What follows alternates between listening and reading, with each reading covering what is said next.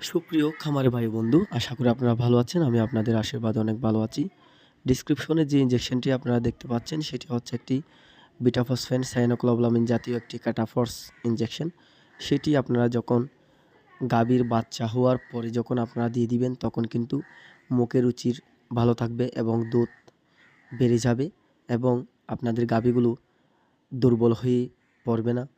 এই অবস্থায় আপনারা এইভাবেই কিছু ভিটামিন এবং এ, ডি, ই জাতীয় ইনজেকশন আপনারা করবেন। যেহেতু বাচ্চা দেওয়ার 40 দিন পরে আবার আপনার গরু হিটে আসবে, আপনারা কনসেপশন করাইতে পারবেন।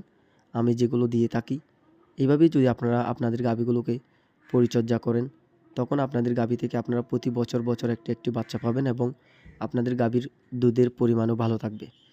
যদি ভিডিওগুলো ভালো লাগে সবাই একটু লাইক, কমেন্ট, শেয়ার করবেন। সবাই সুস্থ থাকবেন। ভিডিওটি দেখার জন্য আপনাদের